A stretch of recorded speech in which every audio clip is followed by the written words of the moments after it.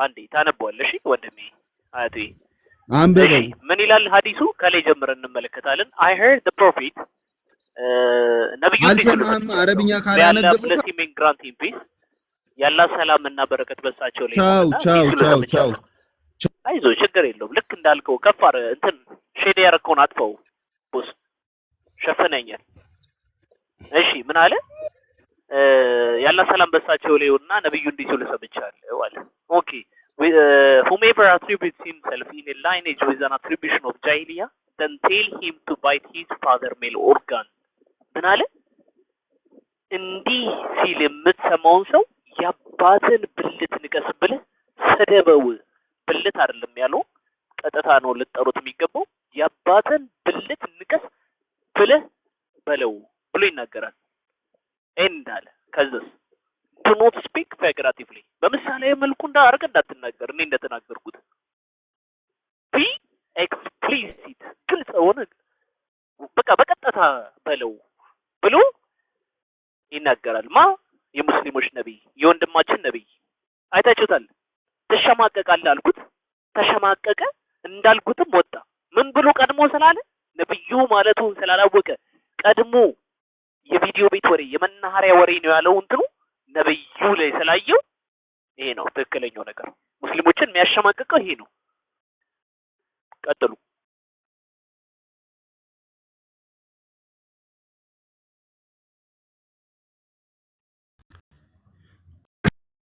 እሺ እናመሰግናለን ወደ ቶፒካችን እንመለስና ንጽህና ላይ ነን ንጽህና በእስልምና ላይ ቦስ እንኳን ደህና መጡ ዌልካም ብለናል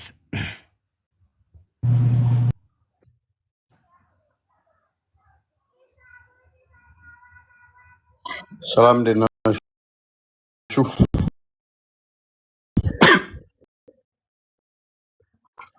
ለእግዚአብሔር ይመስገን እንዴት ነው እንዴት ናችሁ አለን እግዚአብሔር ይመስገን ካሜራ ምን ሆነ አረ የልኛው እኔ ምን ላድርግ አባያወቀው እንግዲህ አይታል ተበልከታል አይደለም ስደቡ ተሳደቡ የሚባለው አካል እንዴት እንደሆነ አታንዛዙ እንደዚህ አይነት ነገሮች ላይ ፖለቲካ ደጋግሞ እየሰራበት ነበር ምክንያቱም ሰው አሁን በዛ ውስጥ ጭቅጭቅ ውስጥ ጥሎ የሚወጣ አለ ያንተ ምላሽ ሳይሰማ ጥሎ የሚወጣ አለ እሱ ኃይለኛ ፖለቲካ ሰርቶብን የወጣው ባይዘይ ለዚህ አሁን ሰው በዛ ውስጥ ደብሮ ጥሎ የሚወጣ አለ ጥሎ በሚወጣበት ሰዓት ላይ አንተ ላይ ነው ጥሎት የወጣው ማለት ነው ልክ ያ አንብብ ስለኮ ተደጋጋሚ ብዙ አዲስ ከፍቼለታለሁ ልጁ ሲደነግጥ ነበር ሾክድ ሲሆን ነበር ሁጂስ ቅድም ሎጂካል ያነሳው ጥያቄ እንዳለ ሎጂካል ናቸው ብሎ ኮንፈርም አድርጓል ሁጂስ ያነሳናቸው ጥያቄዎች ከንጽህና አንፃር ነው ከንጽህና አንፃር አንደኛ ቂጥን ታጠብ ያለ ማን ነው ነብይ ራሱ ቂጥ መታጠብ የለመደው ከማን ነው ቢኮዝ ሲሳደቡ ነበር ንጽህና ለኛ ቂጣችሁ እንደዚህ ይያሉ የለም ያንን ያላችሁ ኦኬ መሐመድ ብለ ያደርግ ነበር በድንጋይ ነበር ቂጡ የሚደረገው በ21ኛው ክፍለ ዘመን ስለ ድንጋይ እናውራው ያለ ኦፍ ኮርስ እኛ የምንለው እሱ ነው መሐመድ በ7ኛው ክፍለ ዘመን በድንጋይ ስለተደረገ ስቲል በ21ኛው ክፍለ ዘመን ያለ ሰው ድንጋይን እንደ አማራጭ አድርጎ መጠቀሙ እሱ ራሱ አንድ ሮንግ ነው ቢኮዝ ውሃን እንግዲህ ውሃ ቪዲዮንም አሰምቻለሁ የኡስታዙንም ሰምቶታል ውሃ መስት ግዴታ አይደለም ለምዶባችሁ ነው ተላምዷችሁ ነው ንጽህናችሁን አጥብቁም በገማ ውሃ የሚታጠብ ኢማጂን ሳይታጠብ ሽንት ቤት ገብቶ እጁን የሚበላ በድንጋይ መጠረግ እነዚህን ሁሉ ቀማል መሐመድ ሱና እናንተ አሁን በዚህ ዘመን ላይ ያላችሁ ሙስሊሞች የማታረጓቸው ነገሮች በሙሉ መሐመድ አድርጎታል ነገር ግን እኛ መሐመድን እንወደዋለን ብላችሁ እነዚህ ነገሮች ግን ትጸየፉታላችሁ ልጁ በተደጋጋሚ ምን ሲናገር ነበር ልብ ብላችሁ ከሆነ ይሄ የዱርዬ የባለጌ እንደዚህ ነገር ሲል ነበር ኦፍ ኮርስ ቅድም ነገር ያለው የኔ አይደለም ወይ ደግሞ የቆስጤ አይደለም ወይ ደግሞ ፎይ ወይ የቢኒ አይደለም ይሄ ንግግር ኦፍ ኮርስ አስቀያሚ ነው ኦፍ ኮርስ አስጠሊታ ነው ኦፍ ኮርስ ደባሪ ነው ግን የመሐመድ ንግግር ነው ከየትም አላመጣ ነው ከሐዲስ ነው ያመጣ ነው የት ነው የምትለው ያለ እምውለው ሐዲስ ስር ነው እነዚህ ቃላቶች የኔ ቃላቶች አይደሉም ከዚህ ያነበብኳቸው ናቸው ለያንዳንዱ ይያል ማስረጃ እየከፈተን ነበር የሚመልስ ሙስሊም የለም የሚመልስ ሙስሊም ካለ ይግባ ቦስ ይህን ይመስላል። እስኪ ሀሳብ ስጥበት እስኪ አንተ ንጽህና ላይ ያ ንጽህና አክቹዋሊ ማን ነው ምን ነበረ የሆነ በግጥም አስመስሎ የተናገረው አለ አንዱ ማቂጡን አጠበ ምናምን ተብሎ ይባል ነበረ ምናምን ነገር ብሎ እንደዛ ብሎ የሚሳደብ ከሆነ ክርስቲያኑም ትክክል አይደለም። አንድ የሚታርገው አንድ ሙስሊም ቂጡን አጠበ ሽንት ቤት ገብቶ ብሎ ስድብ አድርጎ ካመጣው ክርስቲያኑም ስህተት ነው። ምክንያቱም መታጠብ ኃጢአት ሊሆን ስለሚን ስህተትም አይደለም ኃጢአትም አይደለም። እሱ እንደዚህ ተብለን እንባል ነበረ እንደዚህ ምትል ከሆነ ል ነበር በል ግን እንደ ባህል ዝም ብሎ ስለተያዘ ብዙ ምንት የሚል አይደለም። ቂጡን የሚያጥብ ምናምን ተብዬ ተሰደብኩኝ። ኦኬ እንደዚህ ነው ማለት ነው። ቂጣችን መሐመድ በድንጋይ ነው የሚጠርገው እና እኛ ደግሞ ኢትዮጵያ ውስጥ ከክርስቲያኖች ሾፈን ቂጣችንን ስናጥብ ቂጣጣቢ ያሉን። ቂጣጣቢ ብለው የሰደቧችሁ ለምንድን ነው? እሱ መሐመድ ማደርገውን ከክርስቲያኖች ኮርጃችሁ ታደርጋላችሁ በሚለው ነው ስድብ የሆነባችሁ። ሰንበዲያውን እናንተን ቆንጆ ናችሁ ቢላችሁ ሰደበኝ ብላችሁ ትላላችሁ እንዴ? ንጹህ ናችሁ ቢላችሁ ሰደበኝ ብላችሁ ትላላችሁ? ንጹህ ናችሁ ሲላችሁ ትሰደበኝ ትላላችሁ? ማትሉ ከሆነ ስለዚህ እንደዛ ብላችሁ ማጮህ ከሆነ ቂጣጣቢ መባላችሁም ሊያስከፋችሁ አይገባም ማለት ነው። ሊያስከፋችሁ አይገባም።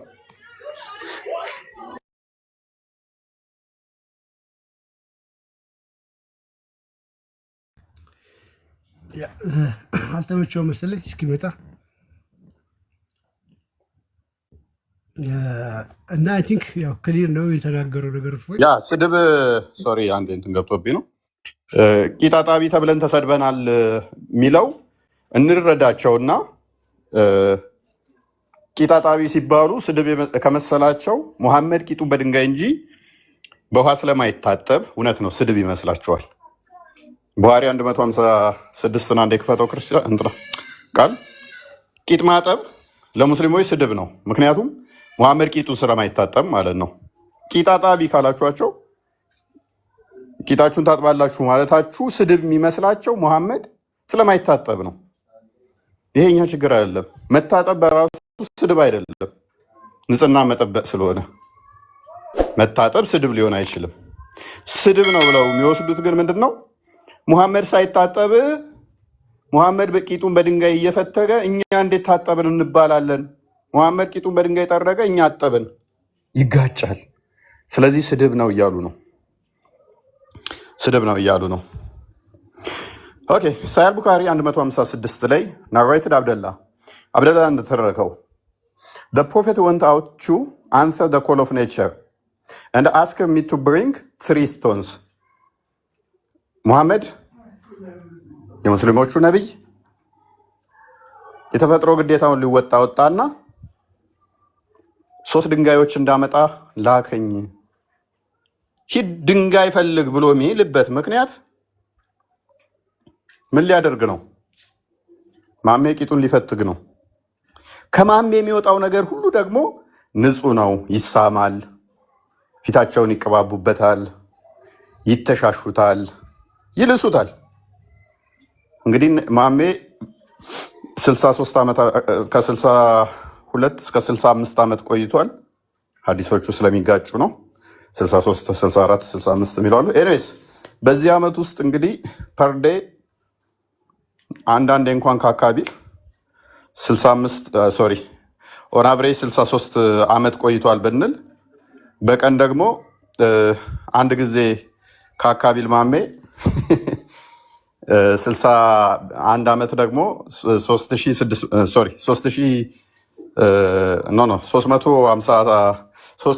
365 ቀን አለው። 63 ዓመት ቢቆይ ማሜ ወደ 23,000 የሚጠጋ ድንጋይ ተጠቅሟል ማሜ ማለት ነው። 23,000 አንዳንድ ድንጋይ ነው። በ3 ድንጋይ ከተጠቀምነው ግን ምን ይሆናል? ወደ 70 ሺህ የሚጠጋ ድንጋይ ተጠቅሟል። በመካ በመዲና ወደ 70 ሺህ ድንጋዮች ላይ ማሜ ቂጡን ተጸዳድቶበታል። 70 ሺህ ድንጋይ ማሜ ቂጡን ጠርጎበታል። ማሜ ቂጡን ያደረገበት 70 ሺህ ድንጋይ። እነኝን ድንጋዮች እንዴት ነው እሱ መሐመድ የረገጠውን ምረግጡ ከሆነ በረከት ያስገኛል ብላችሁ የተቀመጠበትም የምትቀመጡበት ከሆነ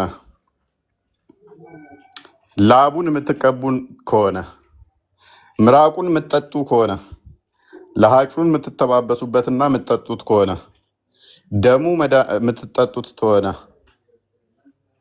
ከመሐመድ የሚወጣ ነገር ሁሉ ንጹህ ነው ከተባለ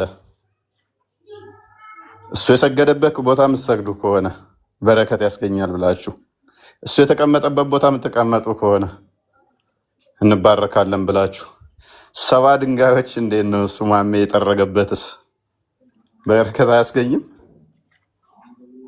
ላቡን ከተቀባችሁበት፣ ለሃጩን ከጠጣችሁ፣ ደሙን ከጠጣችሁ፣ ምራቁን ከዋጣችሁ፣ ከተቀባችሁትም ከመሐመድ የሚወጣ ነገር ሁሉ ንጹህ ነው ከተባለ ካካውን ይፈልጉ ነበር አያገኙትም ነበር። መሬት ትውጠዋለች ወዲያው ይላሉ። እሺ ድንጋዩን የጠረገበትንስ? ስለዚህ ሙሐመድ ቂጡን በድንጋይ ጠረገ እንጂ ታጠበ አልተባለም። ታጠበ አልተባለም። በምን ነው የሚጠርገው? በድንጋይ። ከድንጋይ ውጭ ደግሞ መጠቀም አትችሉ። ቅጠል አንጡልኝ አላለም። በደንብ አስተውሉ። ቅጠል አንጡልኝ አላለም። ወረቀት እሺ የለም በጊዜው እንበል። ቅጠል ግን አንጡልኝ አላለም። ቅጠል አልጠየቀም። ጨርቅም አላለም። ያዘዘው ሊትራሊ ምንድነው? ድንጋይ ነው ያዘዘው። I found 2 stones and searched for the third but could not find it. 2 ድንጋይ ያገኘ ሰውየው አገሩ ላይም ድንጋዩን ጠርጎ ጨርሶበት ነው። እንግዲህ አሁን 70 ድንጋይ መሐመድ ተጠቀመ። ይሄ 3 ድንጋይ እንኳን ፈልጎ ካጣ እነኚህ ድንጋዮች እኮ ማሜ ተጠቅሞባቸዋል። ሌላ ሰው ያገኛቸዋል። ሌላ ሰው ደግሞ ይጠርግባቸዋል። እናንተ ክፉ ናችሁ ማለታቸው አይቀርም። So took a dried piece of dung and brought it to him. ከዛ በኋላ ኩበት ዞለት ሄደ። የደረቀ ኩበት ዞለት ሄደ። He took the 2 stones and threw away the dung and said, "This is filthy." ከዛ ምን አለ መሐመድ? 2ቱን ድንጋይ ተቀበለ ወሰደና ኩበቱን ይሄ ቆሻሻ ነው ብሎ ጣለው። ይሄንኛው ቆሻሻ የመሆን ጉዳይ ሳይሆን ሳይ ሙስሊም 450 እንደሚናገረው የሙስሊሞች ወንድሞች ምግብ ስለሆነ ነው። የጂኒዎች ማለት ነው። ኩበት ማቆሸሽ ስላለለባችሁ በኩበት መጥረግ የለባችሁ። ስለዚህ መሐመድ ወደ 70 ሺህ ድንጋይ በመካና በመዲና አካባቢ ከተጠቀመ 3 ድንጋይ እንኳን አቡሬራ ነው ብዙ ጊዜ ድንጋይ የሚፈልገው 3 ድንጋይ ፈልጎ እንኳን ካጣ 2 ድንጋይ ካገኘ እነኝንም ከጠረገባቸው በዛ አካባቢ እነኝ 2 ድንጋዮች አሁን አግኝቶ የሚስማቸው እንዴት ነው ጠቀሜታው? ጠቀሜታው እንዴት ነው? እነኚህ ድንጋዮች የማሜና የድንጋይ ፍቅር። ስለዚህ ምንም ከንጽህና ጋር ቂጥህን አጠብክ ተብዬ ተሰደብኩ ምናምን አትበል። ስድብ የመሰለህ ለምንድን ነው? እሱ ነብይህ ቂጡን በድንጋይ ይፈትጋል እንጂ ስለማይታጠብ ነው።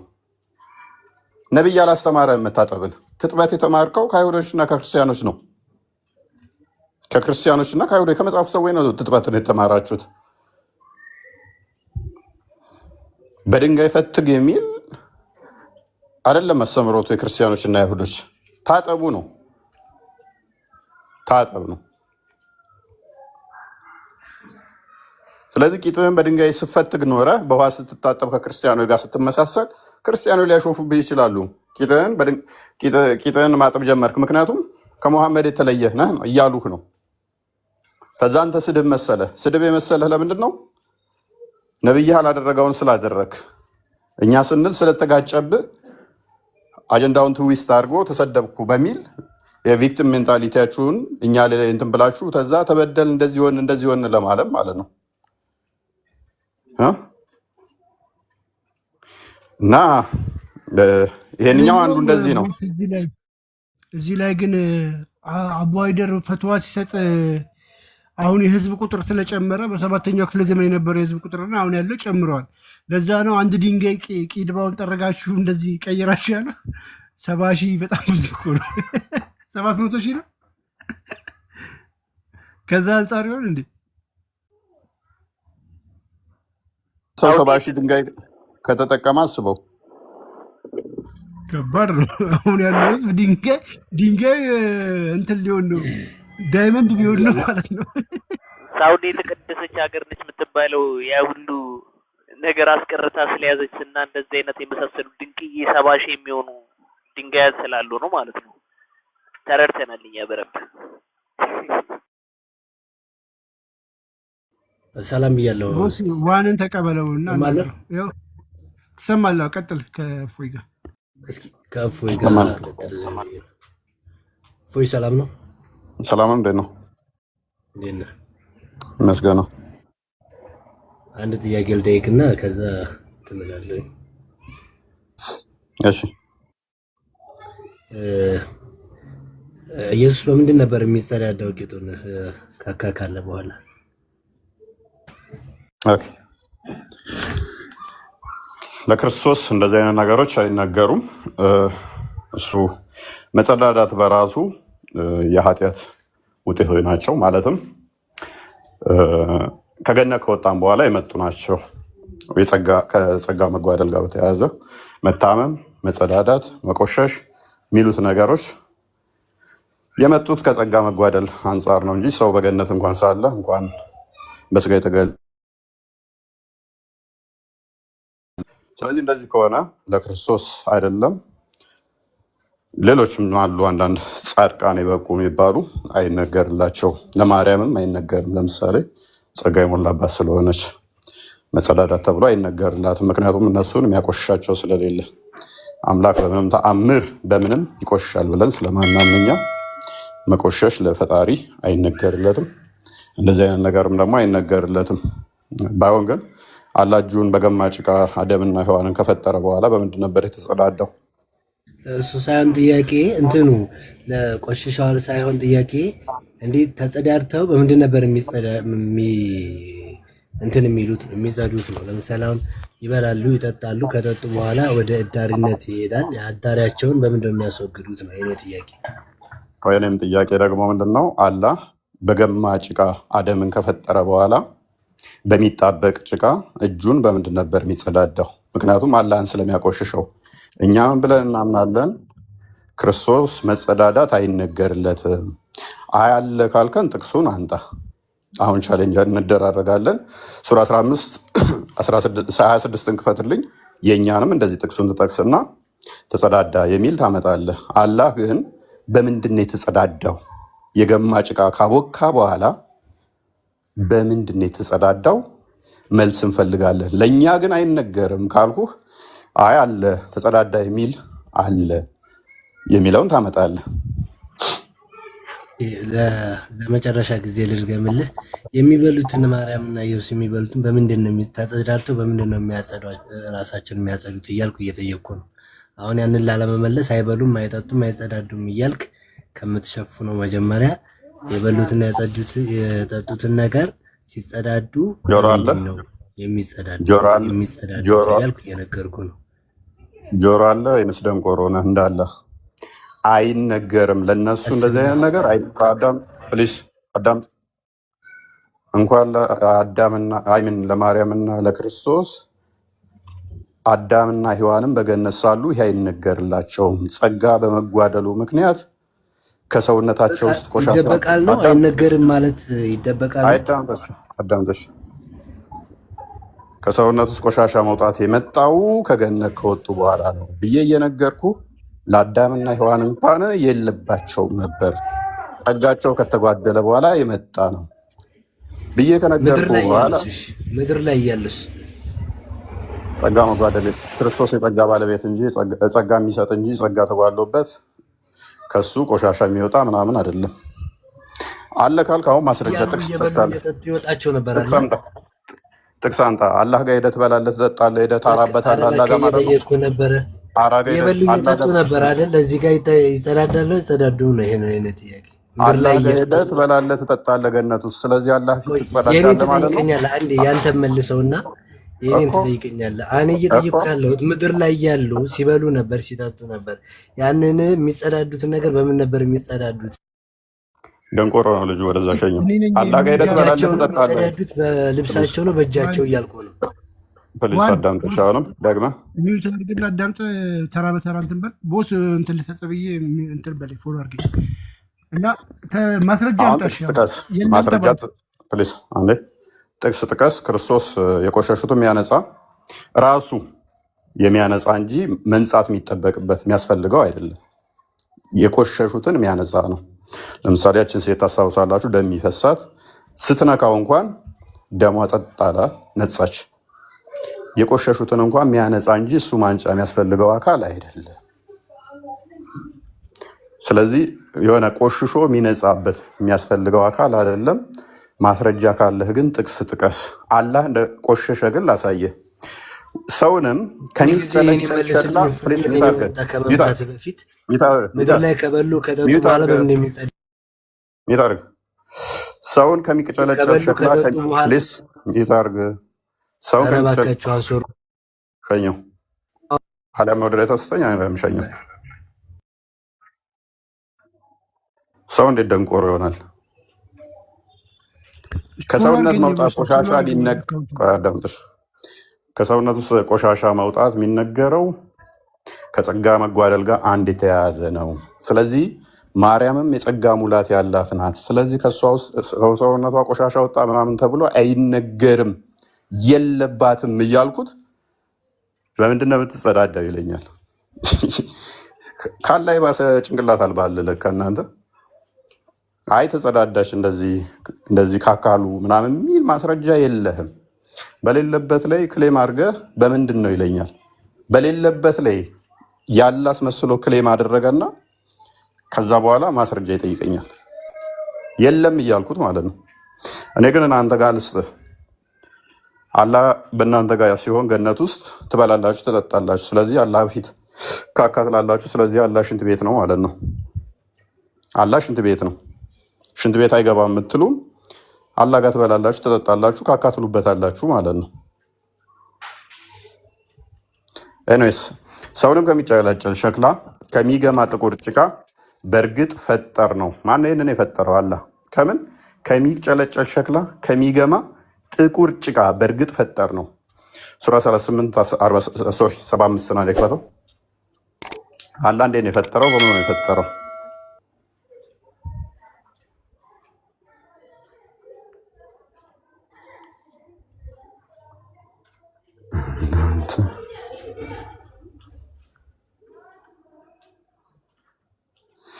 ኦኬ ኢብሊስ ወይ በሁለት እጆቼ ለፈጠርኩት ከመስገድ ምን ከለከለ? አላህ ከሚገማ ጭቃ ከሚጣበቅ ጭቃ ከሸተተ ጭቃ አንደኛውን በቀኝ እጁ ጥሩ ሽታ ያለው በግራ እጁ ደግሞ የሚጠነባ ጭቃ አድርጎ ሁለቱን አቀላቅሎ እንደፈጠራቸው ሙፈሰሮች አስቀምጠውታል። እንዴት ነው የፈጠረው? የሚገማ ጭቃ እንትን ያመጣው ከተለያዩ የአፈር ክፍሎች ላይ ዝቆ ማለት ነው፣ በእጁ ዘግኖ። ስለዚህ አላህ እነኝን የሚገማ ነገር ከነካ በኋላ ታጥቧል አልታጠበም? ከታጠበ በምንድን ነው የታጠበው? በውሃ ከሆነ ስለዚህ አላህ ከውሃ ይልቅ ቆሻሻ ነው ማለት ነው።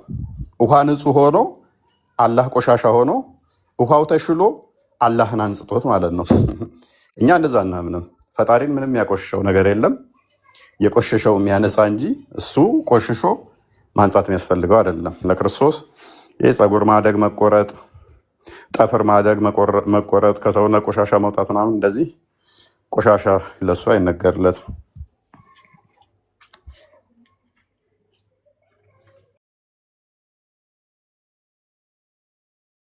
እናመሰግናለን። ቃሉ ተሰማልን። ፌዝ ተመለስ። ፖዝ ነው እንትን ስልክን አስተካክሎ ዴቫ አይ ቲንክ ትንሽ አፈን አድርጎታል ማይክ። ኦኬ አሁንስ? አሁን ጥሩ ነው። ቀጥል። እሺ ፌዝ ተመለስ ብለው ወጣ። ኦኬ ኦኬ። ያ እንግዲህ ማስረጃ እንጂ እዚህ በማስረጃ ነው የምናወራው። ከቅድም ጀምሮ እኛ ስንናገር እያያችሁ ነው። እናም በማስረጃ ባካችሁ እያልን እየለመንን ነው። እየለመናችሁ እኛ ጋርም ስታነሱ ማስረጃ መክፈት ማምጣት ግድ ይላቸዋል ማለት አታንሱ ሳይሆን ማስረጃ ጥቀሱ። ባልተጻፈ ነገር ሳይሆን በተጻፈ ነገር ነው እየሞገትን ያለ ነው። መሐመድ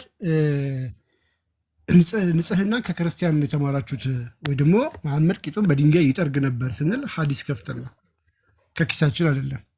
እና ከዚህ አንጻር እንቀጥላለን። ፌዝ እንኳን ደህና መጣ ወይ እንኳን ደህና መጣሽ።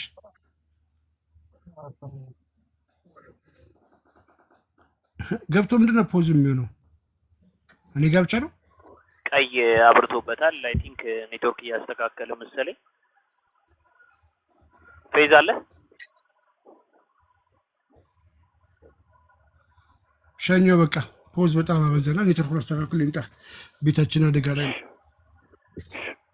ታች ሆነና ስታስተካክል አንድ ቁጥር ጻፈልን። እሺ ቀጥል ቆስጤ። እሺ ሀሳቡ ላይ እሺ ያው ስለ ንጽህና ስናወራ ብዙ ጊዜ ሙስሊሞች ሲኩራሩበት የምናየው ነገር ምንድነው? ይሄን ነገር ነው። አረ ንጽህና እኛን የሚያህለን የለም ይባላል። ኦኬ ስለዚህ የንጽህና እንትናችሁ ማን ነው? ሱረቱል አህዛብ ላይ 33:1 ላይ መሐመድ የሁሉ እንትናቸው እንደሆነ ሁሉ ነገር ከእሱ እንደሚማሩ ተምሳሌታቸው ሂሯቸው እንደሆነ ይናገራል። ኦኬ ስለዚህ የንጽህና ተምሳሌት ማን ነው ብለን ስንጠይቃቸው ነብያችን መሐመድ ነው ይሉናል። ኦኬ ነብያችሁ መሐመድ ከሆነ እንዴት ነው ነብያችሁ መሐመድ የነበረው ላይፍ ስታይል? ንጽህናውን የሚጠብቅ ሰው ነበረ? አሁን ላይ ንጹህ ነን ብሎ የሚያምኑት ንጽህናን የሚመዝኑት ሰዎች ናቸው። ባይዘው ነብያችን ነው የንጽህና መርህ ብሎ ተምሳሌታችን ብሎ የሚናገሩት። ያው ራሱ ነብያቸው ደግሞ ምን ያደርግ ነበረ? እጁን ሳይታጠብ ከሽንት ቤት መጥቶ ምግብ የሚበላ በድንጋይ እንትን እያለ በሶስት ድንጋይ ቂጡን የሚጸዳዳ እንዲሁም ደግሞ ቅድም እንዳየነው ሱናን አቢ ዳውድ 67 ላይ እንዳየነው የገማ ውሃ ላይክ ውሻ አይደለም የሞት ውሾች የሚጣልበት የሴቶች ዳሪ የሴቶች የወር አበባ የነካው ጨርቅ የሚጣልበት የሰዎች ዳሪ የሚጣልበት ውሃ ውዱ ያደርግበት እንደነበረ በሱራን ናሳይ 3:27 ላይ በስነ ስርዓት ተቀምጧል። ስለዚህ ይህ ሰው ነው የንጽህና ተምሳሌታችን ብላችሁ የምትነግሩ? ኦኬ ይህ ሰው ደግሞ በስነ ስርዓት ከማን እንደኮረጀ መታጠብን ከማን እንደኮረጀ ከማን እንዳየ ራሱ ሐዲሱ ይናገራል። ከአይሁዶች እንደኮረጀ በስነ ስርዓት ይታያል። ስለዚህ ይህ ንጽህና እንትናችን ነው።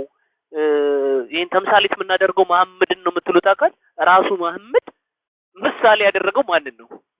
ተምሳሌት ያደረገው የኮረጀው ከማን ነው? ከአይሁዶች። ሐዲሱን ከፍተን ማየት እንችላለን። ችግር የለውም። አይ እኛ ሙስሊሞች የንጽህና ተምሳሌት ነን፣ ንጽህና እኛን የሚያህለን የለም ምትሉን ከሆነ ዌልካም ገባ ብላችሁ ምስክርነት መስጠት ይቻላል። ልክ ምስክርነት የምትሰጡት እንዴት ነው ግን በተግባር እየፈጸማችሁ ቢሆን በጣም ደስተኛ ነን። ለምሳሌ ውሃ በምንም ነገር water will not defile by anything ብሎ ነብያችሁ ስለተናገረ ይህንን ቃሉንም ከራሱ የማይናገረው መሐመድ ስለሆነ የተናገረው እንፈጽመዋለን የምትሉን ሙስሊሞች አንድ ቁጥር እየጻፋችሁ ምስክርነት መስጠት ትችላላችሁ። በተግባር ማለት ነው። በጣም በደስታ በተግባር ይሄንን እንድትፈጽሙልን እንፈልጋለን እባካችሁ። ከዛ ይሄን አይተን ለካ ሙስሊሞች ነብያቸውን ሲከተሉ እውነትም ከራሱ አይናገርም እያሉ ነው የሚለውን ነገር እናያለን ማለት ነው። አንድ ቁጥር መጻፍ ይቻላል። ገስተላኩ ሞዴሬተሮች የሚያስገባቸዋል። እንዳታስቡ፣ ምንም እንዳታስቡ። ምንም ጂኒዎችስ ግን ከይቅርታ ጋር እዚህ ጋር ጥያቄ አለኝ ለእናንተ። ጂኒዎችስ ንጽህናን ከማን የተማሩት? እንዴት ነው ጂኒዎችስ ይታጠባሉ? ምክንያቱም አይ ቲንክ ሶላት ይሰግዳሉ መሰለኝ እና ውዱ የሚያደርጉት እንዴት ነው እነሱ? ምክንያቱም ነብዩ መሐመድ ቆሻሻ ነው ብሎ የጣለውን ነገር የሚበሉ ናቸው። እስቲ ዘተሳታርን ሰገራውን ማባሉት እኮ ምድር ስለምደብቀው ነው አይደል? ሰገራውን ራሱ እኮ መብላት ይፈልጉ ነበር አይደል? ሽንቱን ተሽከዳ ደግሞ ሲሄዱ ምድር ትውጠዋለች። በጣም የሚያሳዝነው። ወንድማችንን ተቀበለው። እሺ ሰላም ናችሁ? እንዴት ናችሁ? ኦኬ እንዴት ነው ወንድማችን? ሰላም ነው ወይ? አሉ ጥያቄ ለመጠየቅ ነው እኔ። ጥያቄው መልስለት ትጠይቀናለህ። መሐመድ የንጽህና ራያችን ነው። አይ እኔ ክርስቲያን ነኝ። ጥያቄ በቅድሙ ጥያቄ ለመጠየቅ ነው ስለተወዛገብኩ። ጠይቅ ጠይቅ ትፈቅዳላችሁ? እሺ። አይ ጌታ ያው ፍጹም ሰው ስለሆነ እኔ ያው ይጸዳዳል ብዬ ባምንም አምላክነቱን ግን እኔ አልክድም እና እንደዚህ ነው እኔ የማውቀውና እንዴት መሐመድ ሐሰተኛ ነብይ ነው ብለህ ታምናለህ? አዎ አምናለሁ። አዎ እስኪ በል መሐመድ ሐሰተኛ ነብይ ነው። ኢየሱስ ክርስቶስ የጌቶች ጌታ አምላክ ነው። ኢየሱስ ክርስቶስ የጌቶች ጌታ የነገስታት ንጉስ የአምላኮች አምላክ ነው። ቀጥልሽ። አሁና እኔ እስከ ሞት ድረስ የደረሰ ጌታ ደሙን ያፈሰሰ ጌታ ፍጹም ሰው ስለሆነ የሚጸዳዳ እንኳን ቢሆን ለኔ ብሎ ስለሆነ ሰው የሆነው ቢሆን ነገር የለም። ቢሆን የሚባል ነገር የለም። የተጻፈ ነገር ነው። አክሴፕት የምናደርገው እንደተቀመጠልን አባቶች እንዳስቀመጡት ነው። ክርስቶስ ደግሞ እንኳን ለክርስቶስ ለአዳምና ለሔዋን ራሱ በገነት እያሉ አልተነገረላቸውም አይደለ? ይጸዳዱ ነበር እንዴ? አልተጻፈም። ምን እንጃሽ አልተጻፈም። እኛስ ወደ መንግስት ሞተ ስንነሳ በአዲስ ማንነት ስንነሳ ይነገርልናል እንዴ? ነገር አይነገርልን አይነገርልን። ለእኛ ካልተነገረ ለክርስቶስን ለቤታችንም ለቅዱሳን አልተነገረም። ስለዚህ ይህንን እንደተጻፈልን እንደ አባቶቻችን እንዳስቀመጡልን በዛ ኮንቴክስት ነው የምንወስደው ማለት ነው። እሺ። ሰው በሚለው ኮንቴክስት ስመጣ ነው አንዴ ጨርሳል እኮ ሰውማ እኛም ሰው እኮ ነን። እንትን ራሱ ሰገራ ራሱ መውጣት ግን እንትን ነው እንዴ? ኃጢአት ነው እንዴ? አንድ ጊዜ ሰገራ መውጣት ኃጢአት ነው የሚለው ኮንሴፕት ሳይሆን የተጻፈልን ምንድን ነው ፖይንቱ። የተጻፈልን ምንድን ነው? አባቶቻችን የጻፉልን ያስተማሩ ምንድን ነው? ኦኬ ተጽፎልህ ቢሆን እኮ ልቀበል ትላለህ። ባልተጻፈልህ ነገር ግን ራስህ አይምሮ ክሬት አድርጎ ማስቀመጥ ተገቢ አይደለም። ይሄ መቆሸሽ በራሱ በምን የመጣ ነው? በኃጢአታችን ምክንያት የመጣ ነው። አዳምና ሔዋን በገነት እያሉ የቆሸሹ አልነበሩም። ኦኬ ከእነሱ እንደዚህ አይነት ነገር አይወጣም ነበር። የኃጢአታችን ውጤት ነው ይሄን ያመጣው። ክርስቶስ ደግሞ ንጹህ ነው። ምንም ነገር መቆሸሽ ለሱ የሚገባው አይደለም አይደል እንዴ? እኮ ግን መቆሸሽ ከኃጢአት አንጻር እንጂ እንደዚህ በአካል ከሚታይ ከሰገር አንጻር ነው እንዲህ መቆሸሽ የሚባለው በመጽሐፍ ኬዳ መጣ ተጸዳዳ ሰገራ ወጣ ምናምን የሚል ለማርያም ወጣ እንደዛ አልወጣኝም አላልኩም እኮ እኔ እንደዛ ቢሆን እንኳን እኮ ነው የምልህ። መቆሸሽን ደግሞ እኔ የማየው ከኃጢአት አንጻር እንጂ ቢሆን ሚለውን ተውና እሱ በኋላ ፕሪሰፖዝ አድርገህ ልናወራ እንችላለን። አሁን ባልተነገረ ላይ ነው እያወራህ ያለው አይደለ? ኦኬ። ስለዚህ ባልተነገረ ላይ ከሆነም እያወራ ያለው ባልተነገረ በሌለ ነገር ላይ ቢሆን የሚለው የአንተ ሀሳብ እንዲሁ ፕሪሰፖዝ ያደረግከው ይሆናል ማለት ነው። እሺ። ግን እንትን ያቆሽሻል ሰውን ሰገራ ያቆሽሸዋል፣ ኃጢአተኛ ያደርገዋል። መቆሸሽ ማለት ምንድን ነው? መቆሸሽ ማለት በመጽሐፍ ቅዱስ ሀሳብ ኃጢአተኛ መሆን ከእግዚአብሔር መለየት ነው። ይህንኛውን የሰገራውን ኮንሰፕት ቆሻሻ ቆሻሻ ራሱ ድፋይን አድርገው እስኪ ቆሻሻን ድፋይን አድርገው እስኪ ምንድን ነው ቆሻሻ? ቆሻሻ ተብሎ የሚነገረው መጽሐፍ ቅዱስ ነው ወይስ እንዳንተ ኮንሰፕት? እንዳንተ ቆሻሻ ማለት ምን ማለት ነው? እንደኔ ሳይሆን እንደ መጽሐፍ ቅዱስ ነው እኔ የምረዳው። ደስ እንዳለ ቀጥል። እሺ። እኔ መቆሸሽ ብዬ የማስበው ከእግዚአብሔር መለየት ኃጢአትን መውደቅን ነው፣ ከእግዚአብሔር መለየትን ነው እንጂ ኃጢአት ብሎ መጽሐፍ ቅዱስ እንደሚያስረዳኝ እንጂ በስጋ ስለዚህ እነኚህ ከሰገራም ሆነ ከተለያዩ ከግማት ጋር በተያያዙ ያሉትም መቆሸሽ ብላ ትረዳቸው። አዎ በፍጹም እንዴ ተፈጥሯዊ ነገር ነው ብዬ ነው ማምነው። ምክንያቱም እግዚአብሔር ዘፍጥረት ምዕራፍ 1 ላይ ገና ሲጀምር ሁሉ ውብ አድርጎ ነው የፈጠረው እንጂ ቆሻሻ ነገር አልፈጠረም። ቆሻሻ የሚነገረው ቆሻሻ ራሱ የመጣው ቅድም ሰምታኝ ከሆነ ከገነት ከወጣም በኋላ ነው። እነኚህ መታመም ከሰውነት ውስጥ መውጣት ቆሻሾች ምናምን የመጡ ከገነት ከወጣም በኋላ አዳም ነው። በገነት ባለ ሰዓት ይታመም ነበር እንዴ? አይታመምም። ስለዚህ ባክቴሪያዎች፣ ቫይረሶች ነበሩ ገነት ውስጥ እሱን አታክ የሚያደርጉት አልነበሩም በፍጹም። አሁን ግን ውጭ ስትወጣ ከሰውነት የሚወጡ ነገሮች ባክቴሪያዎች አላቸው የላቸው? አላቸው። ኦኬ። እነኛ ነገሮች ሽታቸውም ጥሩ አይደለም። የቆሻሻ ብለን በተፈጥሮ አሁን ባለን ኮንሰንስ ምንጠራቸው ነገሮች ሽንት ቤትም ቢሆን ሰምዌር ደርቲ ኤሪያዎች ላይ ብትሄድ ለበሽታ በቀላሉ ኤክስፖዝ ትሆናለህ አትሆንም? ትሆናለህ። አስቀድሞ እነኚህ በገነት ከሌሉ ምንድነው ይሄ ራሱ ቆሻሻ የሚለው ነገር በባክቴሪያ በቀላሉ ሰውነት መጠቃት መምጣቱ ራሱ ከጸጋህ መጓደል ጋር ነው ብዬ ነግሬህ ነበር። ሰምተኝ ከሆነ እነኚህ ባክቴሪያዎች አንተን አታክ አድርገው አንተን ሊያሳምሙህ የቻሉት ይሄ አፍንጫ ሴንስ አድርጎ ገምቶህ እንደዚህ ነገሮች የመጡት ከጸጋ መጓደል ጋር በተያያዘ ነው። እነኚህ በጸጋ ሙላት ለነበሩት አስቀድሞ ከመውደቃቸው በፊት ለአዳምና ለሔዋን አይነገርለትም። የሚታመም የሆነ ገምቶት የሆነ ሳይነስ የሚያስይዘው አልነበረም፣ የለም። ከሱ ውስጥም ቆሻሻ ወጥቶ እንደዛ የሚያደርገው የለም። ታየ። አይ ቲንክ ዘሌዋውያን ምዕራፍ 15 ላይ ነው። ቆይ አንዴ ቼክ ላድርግ ባልሳሳት፣ ጥቅስ እንዳልሳሳት።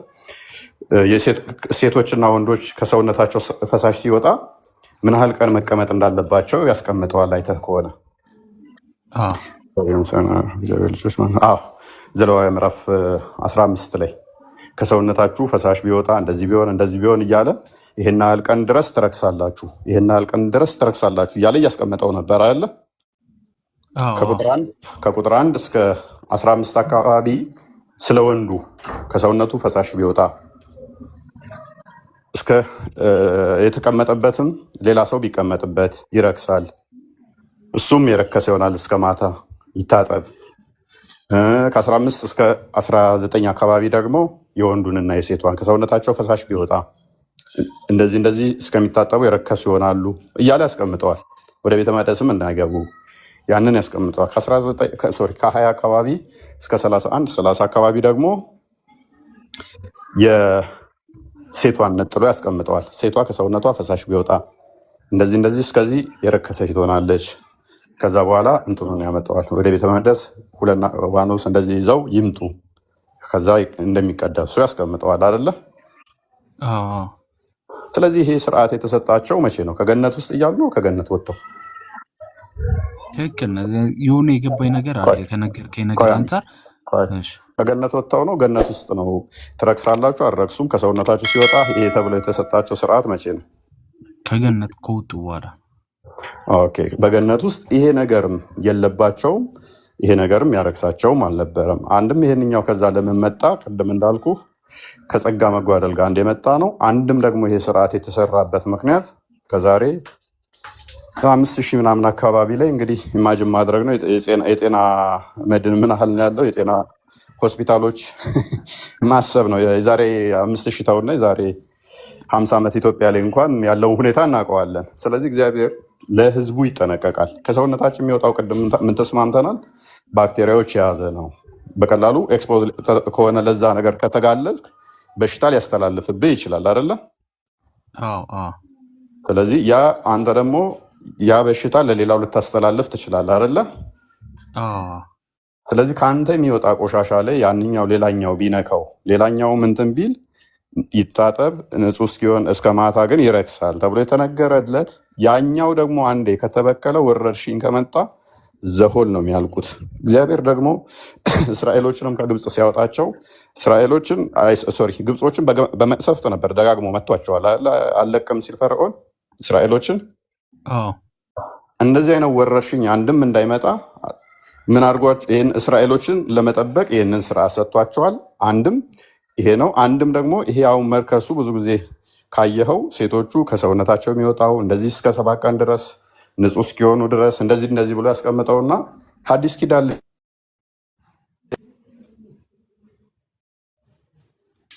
ስልክ ገብቶብኝ ነው። ሐዲስ ኪዳን ላይ ስትመጣ ግን ሴቷ ከነካችህ እሷ ብቻ ያለ የሚረክሰው። በደንብ አስተውል። አንተ ራስህ ትረክሳለህ። ለምን? ቅድምን ብያሃለው። እኔ ለምሳሌ የሆነ ቆሻሻ ከሰውነት ይወጣል፣ ይፈሳል። ያ ነገር እኔ ያንን ቆሻሻ ጋር ተተነካካ በቀላሉ ኮቪድ ካስታወስክ ንክክ ያላቸው ኳራንቲን ውስጥ ይገቡ ነበር አይደለ? ልክ እንደዛ አንተ ራስህ ንጹህ እስክትሆን ድረስ ያንን በሽታም ልታስተላልፍ ስለምትችል ለምን ከጸጋ መጓደል ጋር የመጣ ስለሆነ በሽታዎችም የያዘ ስለሆነ እንድትለይ ትደረግ ነበረ። ወንዱንም እንደዛ ወንዱም ከሰውነቱ እንትን ብሎ ሴቷ ጋር ከተነካካ በተመሳሳይ ሐዲስ ኪዳን ጋር ስትመጣ ግን ያቺ ደም የሚፈሳት ሴትን ታስታውሳለህ? ክርስቶስን ነክተዋለች። ነክተዋለች። ለምንድን ነው የነካችሁ? ምክንያቱም ከነካችሁ እኮ ደም እየፈሰሳት ነው፣ እሷም ትረክሳለች፣ የነካችሁንም አካል ታረክሳለች። እንደ ህጉ ከሆነ እሷ ብቻ ላይ የምረክሰው እሷ ብቻ አልነበረ የምረክሰው። እሷ ኦልሬዲ እንደ ህጉ እንደ ዘሌዋውያን ምዕራፍ 15 ደሟ እንትን እስኪል ድረስ ንጹህ አይደለችም። የነካትም አካል ደግሞ ንጹህ አይሆንም ይለናል አይደለ መጽሐፉ?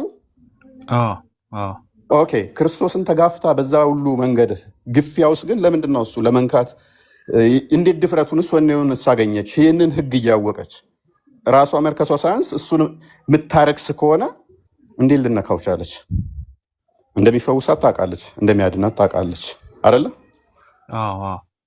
ኦኬ ነካችሁ። ስለዚህ በህጉ መሰረት አንተ ባሰብከው መሰረት እንሂድና እንደ መጽሐፉም ከሆነ የነካትም ይረክሳል ከተባለ ስለዚህ ሎት ስብሐት ክርስቶስ ረክሷል ማለት ነው። እሷን ስለነካት ስለተነካኩ በፍጹም ምን ሆነ ግን በተቃራኒው እንደውም የእሷ ደምም ቀጥ ብሎ ቆመ አይደለ? ልክ ስነካው ከሰውነቷ የሚፈሰው ከሰውነቷ የሚወጣው ቆሻሻ ቆመ አይደለ? ኦኬ ቻሌንጅ ያደረጋቸው ምንድነው? እሱ ዝም ብሎ ነው የሄደው ክርስቶስ ወይስ ዞር ብሎ ማነው የነካኝ ብሎ ጠየቃቸው? ማነው የነካኝ ብሎ ጠየቃቸው። ለምን ይመስላል የጠየቃቸው? ማለት በቃ ደቀ መዝሙርቶቹም አላወቁም። ይሄ ሁሉ ህዝብ እየተጋፋ እያየህ እንዴት ትጠይቀናለህ አንድ ሰው ነካኝ ብለህ? ይሄ ሁሉ ሲጋፋ አሉት አይደለ? ስለዚህ ክርስቶስ ሆን ብሎ ነው የጠይቃቸዋል። የሆነ አጽንኦት ሊሰጥ የፈለገበት ነገር አለ ኖ የነካኝ ሰው አለ ኃይል ከኔ ወጥቷል አላቸው አይደለ? ለምንድን ነው የጠየቃቸው? ያችን ህግ እንዲያስታውሱ ነው። ፈሳሽ ከመጣ ማንም መነካካት አይችልም። ኦኬ ከዛ እስከተነካ ነኪውም ተነኪውም ይረክሳል የምትሉት ህግ እኔ ጋ አይሰራም እያላቸው ነው። ተረዱት እንጂ ዝም ብሎ መሄድ ይችል ነበረ። እነሱ መጠየቅ ሳይጠበቅበትም ወይን ከሌነች የነካች ማለት ይችል ነበረ። ምንድነው እሱ? ስለዚህ እቺን ግንዛቤ እንዲይዙ፣ ምክንያቱም ክርስቶስ የመጣው ህግንና ነቢያትን ሊሽር ሳይሆን ሊፈጽም ነው የመጣው። እያንዳንዱ የተነገሩ ትንቢቶች መፈጸም ስላለባቸው አሁን ሴት ልጅ የወር አበባ ነው ተብሎ የሚጠራላት እንጂ ፔሬድ አይታለችና ረከሰች ወይም ቆሻሻ ነች፣ ወንድ ልጅ ከሰውነቱ እንትወጣውና እርኩስ ነው ወይም ቆሻሻ ነው ተብለው ይነገራሉ እንዴ? አይነገርም። ስለዚህ ክርስቶስ ያንን ከሰውነት የሚወጣውን ቆሻሻ ወይንም ደግሞ እንደዚህ እርኩስ የሚያደርግህን ነገር ምን አደረገው? ፈጸመው ማለት ነው። ስለዚህ አሁን ደግሞ በዛ አይጠራም። ኦኬ አሁን ለምልክት ይቀመጣል። በትንሣኤ ስትነሳ ግን ይሄ ነገሮች ሙሉ ለሙሉ በክርስቶስ የተፈጸመው እውን ይሆናል ማለት ነው። ስለዚህ በተመሳሳይ ሃይማኖተ አበው ላይ ያስቀምጠዋል ክርስቶስ ኢቭን ጠፍር መቆረጥ፣ ራስ መላጨት እነኚህ እንኳን አይነገሩለትም። የለም በክርስቶስ ላይ እነኚህ አይነገሩም። ድንግል ማርያም ደግሞ አስቀድሞ መዝሙረኛው ዳዊትም ልዑል ማደሪያውን ቀደሰ ብሎ ያስቀምጠዋል። ይሄ መርከስ ምናምን የሚባሉን ነገሮች ወይንም ደግሞ ያረክሳል ተብሎ ዘሌዋውያን የተነገሩት በማርያም ላይ አይነገሩም። ምክንያቱም እሷ ንጽሕት ነች። በደንብ ሪከመንድ ማድረግህ አርጋኖንን አንብበው። አንቺ ንጽሕት ነሽ እያለ ከፍጡራን ሁሉ ተወደድሽ፣ መዓዛሽ ያማረ ምናምን ብሎ ያስቀምጣታል። እንትና ኢትዮጵያዊ ሊቅ አርጋኖ ጸሐፊ ማን ነበር ስሙ? አባ ጊዮርጊስ ዘጋስጫ። እዛ ላይ በደንብ ያስቀምጣታል። ሰው እነኚህ ነገሮች ከዛ አንጻር ነው። ሲቀጥል ሎክ ለማርያም አይነገርም አልን፣ ለክርስቶስ አይነገርም አልን። አይ ቲንክ ኢትዮጵያ ቅዱሳን ውስጥ አንድ ከማቀው ለእንትና እና ነበር ስማቸው ጠፋኝ፣ ለሳቸውም አይነገርም። ኤኒዌይስ ብቻ ግን እነኚህ ነገሮች ኢቨን መቆሸሽ ቅድም እንዳልኩ የመጡት ከጸጋ መጓደል ጋር አንጻር ስለሆነ ማርያም ሉቃስ ወንጌል ምዕራፍ 1ን ስትመለከተው ጸጋ የሞላብሽ ነው ያላት። ይሞላብሻል አይደለም፣ ኦልሬዲ ጸጋ የሞላባት ነች። አንቺ ከሴቶች መካከል የተባረክሽ ነሽ ውችዝ ነጥሏታል። የጌታ ማደሪያ ትሆን ዘንድ ስለተመረጠች ማለት ነው። ከዛ አንጻር አይነገርም። ባልተጻፈ ላይ ባልተነገረ ነገር ላይ ፕሪሰፖዝ አድርገን እንደዚህ ብለን መናገሩ ብዙም ጠቃሚም ስላልሆነ ነው። እነኚህ ነገሮችም የተፈጸሙ ትንቢቶችንም ደግሞ ከዛ አንጻር እንዲታይ ነው። ገብቶኛል። በጣም አመሰግናለሁ። ክርስቶስ ከኃጢአት አንጻር ከኃጢአት በስተቀር በነገሮች ሁሉ እንደኛ ተፈትኗል የሚለው ጸጋንም ያው ይህንንም ይጨምራል ማለት ነው። አመሰግናለሁ። ለምሳሌ እንትና እሺ ማን ነበረች? የሆነ ደቡብ ውስጥ ለምሳሌ ምግብ ማበላዋን አወቃችኋት? ሰይፉ ላይ ቀረበችው ያ ወደ 15 ዓመት በላይ ምግብ ያልበላችው ምግብም ውሃም አበላም አጠጣም። ስለዚህ ካካትላለች ማለት ነው። ምግብ አበላም አጠጣም ከ15 ዓመት በለጣት ሰው አይደለችም ማለት ነው። ሰው ነች። ኦልሞስት ከ15 ዓመት በላይ ነው እንግዲህ ምግብ በልታ አታውቅም፣ ቀምሳም አታውቅም። አሉ ውጭም አይ ቲንክ 50 ዓመት ነው 40 ዓመት አለ ምግብ ያልበላ መጠጥ ያልጠጣ ምግብ ያልበላ ምንም ቀምሶ ማያውቅ።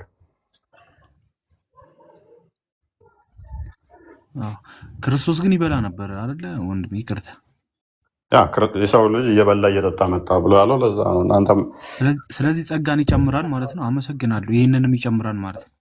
ምኑ አሁን ክርስቶስ ፍጹም ሰው ነው። በነገሮች ሁሉ ከኃጢአት በስተቀር እንደኛ ተፈተኗል። ከኃጢአት በስተቀር የሚለው ይሄኛውንም መጸዳዳትንም ሳይጨምር ነው የሚለው ማለት ነው። አንድ ላይ ማለት ነው። አንድ መጸዳዳት ኃጢአት ጸጋ መጓደል ስለሆነ ማለት ነው። እሱ የጸጋ መጓደል ምናምን ተብሎ እኮ ለእሱ የሚነገር አይደለም። ምክንያቱም ዮሐንስ ወንጌል ምዕራፍ 1 ላይ ቁጥር 17 ሕግ በሙሴ ጸጋ በክርስቶስ ይላል። የጸጋ ባለቤትና ጸጋ ሰጪ እሱ ራሱ ስለሆነ ማለት ነው። ጸጋ ሰጪ እሱ ራሱ ስለሆነ፣ ስለዚህ በጸጋ መጓደል አንተ የመጡብህን ከኃጢአት ውጤት የሆነው የመጡብህን ጸጋ ሙላት ላለባቸው አይሰጥም ማለት ነው። ተመልሶልኛል። አመሰግናለሁ። ተቀብያለሁ።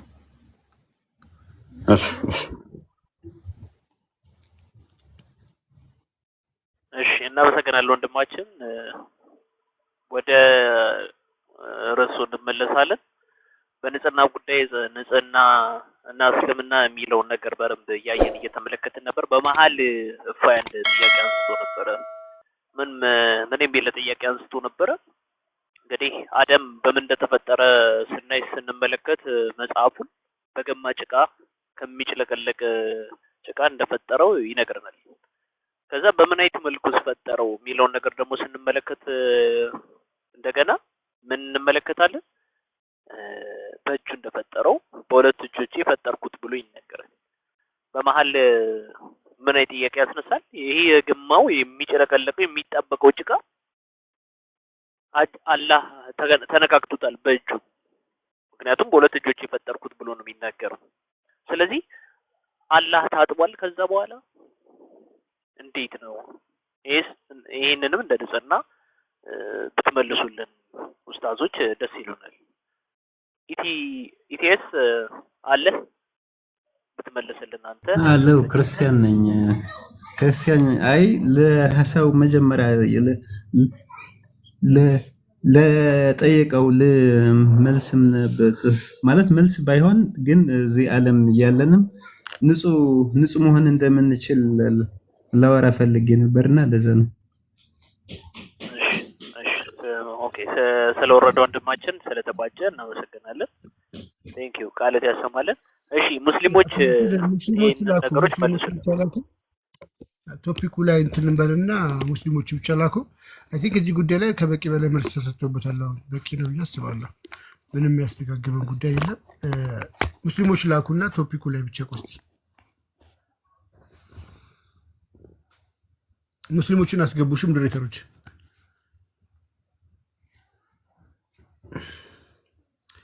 እሺ ቤላ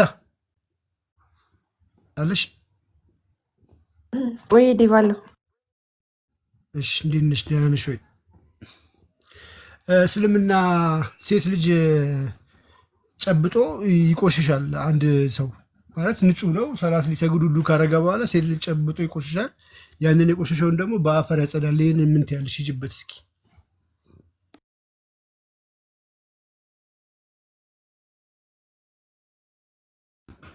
መጽሐፉን አውቄ ነው የተመዘብኩት።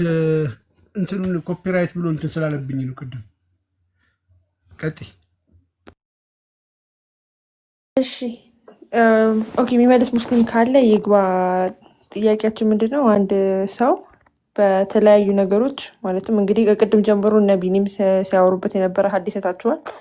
ይሄ የተጠራቀመ ውሃ፣ ይሄ የሞተ ውሻ ምናምን የተጨመረበት ውሃ እንግዲህ ውሃ ያቆሸሸንም ብለው ውዱ የሚያደርጉ ሰዎች ግን ሴትም ሸላ ማለት ግን ምንድነው ያቆሸሸናል ብለው ይናገራሉ።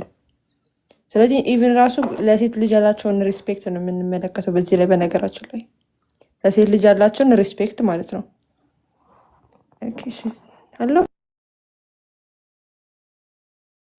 አለች ነው። አንዳንድ ግን የሴቶች መብት ተሟጋቾች ይህንን ቁርአን ክፍል አያነቡትም እንዴ? ምንድነው አሁን ብዙ ፈትዋዎች ይወጣሉ። እንደዚህ አይነት ፈትዋዎችን ምንድን ነው የሚባሉት? እነዚህ ስማቸው ምንድን ነበረ? ቤላ ፌሚኒስቶች ነው። ፌሚኒስቶች እና የሆነች ፌሚኒስት የሆነ ሰው ሲናገሩ ላይ ይዘገንናታል። ይህንን ግን ግዴታ ተደርጎ ሴት ልጅ ቆሻሻ ነች ተብላ በአፈር እሷን ስለጨበጠ ብቻ ቆሽሾ በአፈር ነው የሚጸዳው። የአፈር ሽንት ሊሸናበት ይችላል፣ ሰገራ እንትን ሊባልበት ይችላል። በዛ ይጸዳዳሉ። እነዚህ አይነት ነገሮች አይታያቸውም ነው ገጀራ አንገታቸው እንዳይቆረጥ ይፈራሉ። አፋቸውን መጥቶ የሚያለቀቁት ቤተክርስቲያንን የቤተክርስቲያና መምህራን አባቶች ምናምን ላይ አፋቸውን ሲያለቅቁና ያለ መጽሐፍ ቅዱስ ላይ ወዘተ እየመጡ አፋቸውን ያለቀቃሉ። ፌሚኒስት ነን ይላሉ። ማህተብ ግን አንጠልጥለው ምናምን የሚመጡ ሰዎች አሉና እናንተ ሰዎች እነዚህ መጽሐፍ አታነቧቸውም ወይ? እንደ ሴት ራሱ አንቺ ከአፈር ታንሻለች ተብላ በግልጽ ተቀምጣ አንድ ቀን ግን አንድ ፌሚኒስት ስትናገር ሰምተን አናውቅም። እግረ መንገዳችንን ካናርጋቸው ብለን ነው። ሰሞኑን እንመጣበታለን በደንብ በሰፊው እና ግን እንዴት ነው አስቡት። አፈር እንዴት ነው ሰው ሊያጠራ የሚችለው? በመሰረቱ አፈር በራሱ በመሰረቱ እንዴት ሰው ሊያጸዳ ይችላል? በመሰረቱ ንጽህናም በአፈር ሰው እንዴት ሊጠብቅ ይችላል? ጋይስ አፈር እንዴት ንጹህ ሊያደርገኝ ይችላል? የፈለገ ቆሽሽ ባለን ቆሻሻ ላይ ቆሻሻ ይጨምርብኛል እንጂ እንዴት ነው ንጹህ ሊያደርገኝ የሚችለው? አንደኛ ፖይንት። ሁለተኛ ፖይንት ደግሞ እንደው ሴት ስነካ ውዱ ይጠፋል። ሄደ በአፈር ታጠብ ምን ማለት ነው? ገብቷችኋል? ግን ሙስሊሞች ይሄን ተይሙም ትሉታላችሁ። እስኪ አስረዱኝ፣ አስተምሩን፣ ግቡ እና ቤላ እዚህ ላይም እስኪ ረገጥ አድርጊው።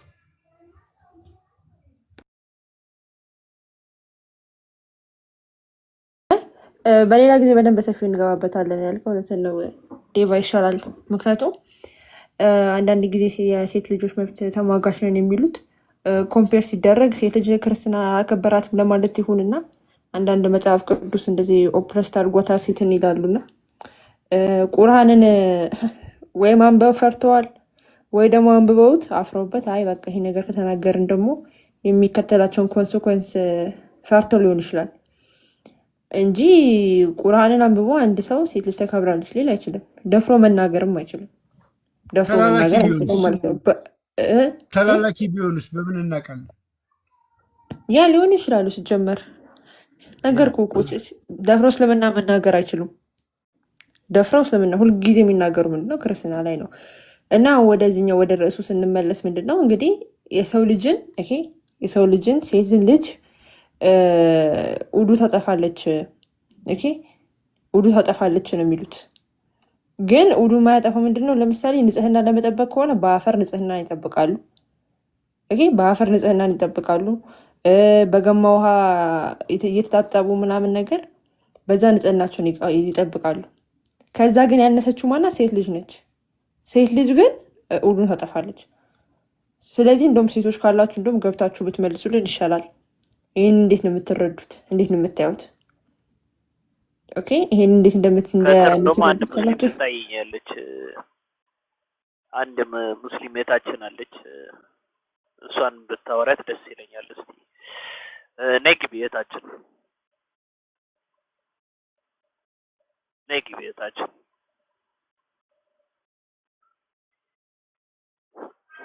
ጭንቅላታቸውን የሚያሰሩት እንትን ላይ ብቻ ሲሆን ትንሽ እንትን ይለኛልና ዲባያ የህግ ባለሙያም ከስራ አለች። እንዴት ይሻላል? እነሱን ታወራያቸዋለሽ። ቤለ አታውቅም።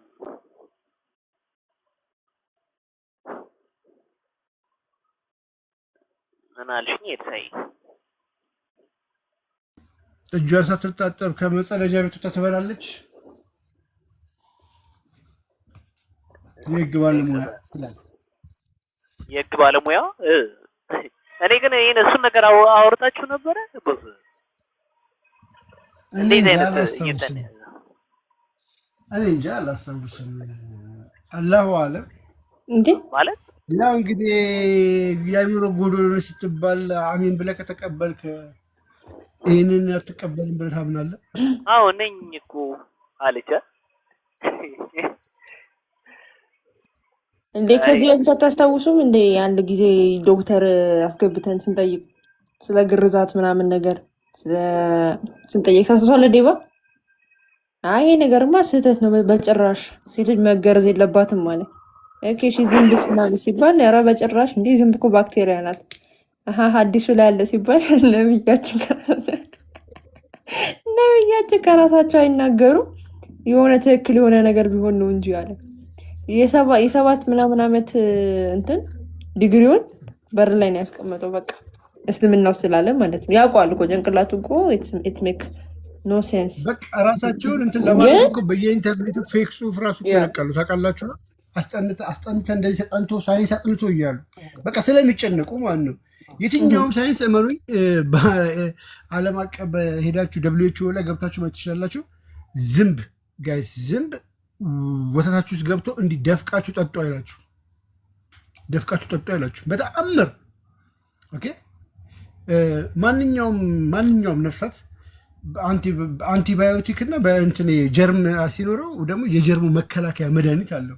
ዝንብ ለራሷ በጣም ብዙ ባክቴሪያዎች ትሸከማለች። እነዚያ ባክቴሪያዎቹ ደግሞ ጠቃሚ ናቸው፣ ለእሷ ጠቃሚ ናቸው፣ ለእኛ ጎጂ ናቸው። አዘር ታይም ደግሞ ለእነሱ ደግሞ ትንሽ ዲፌንስ ደግሞ ማድረጊያ ባላንስ ማድረጊያ ትንሽዬ የምታረክስበት ደግሞ መድኃኒት ይኖራታል። በጣም ኢመንት ዊችዝ ያ ማለት ለእሷ ባላንስ ነው። ለእኛ ግን በጣም አደገኛ ነው፣ በጣም አደገኛ ነው። ደፍቀ ጠጣው ማለት በጣም ከባድ ነው። በጣም ዝንብ ወተት ውስጥ ገብቶብህ ኢማጅን። ለምሳሌ የፈረስ ስጋ ነው። የፈረስ ስጋውን በጣም ከፍተኛ ቫይረስ ተሸካሚ ነው። ያ ቫይረስ ለፈረሱ በጣም ዩስፉል ነው፣ ለእኛ ግን ጎጂ ነው። ኦኬ እኛ ስንበላው ለእኛ በጣም ጎጂ ሊሆን ይችላል፣ እሱ ግን ተስማሚ ነው። ልክ እንደዛ ሁሉ ማለት ነው። ከእባብ ለምሳሌ ከእባብ ውስጥ ማለት ነው መርዝ አለ።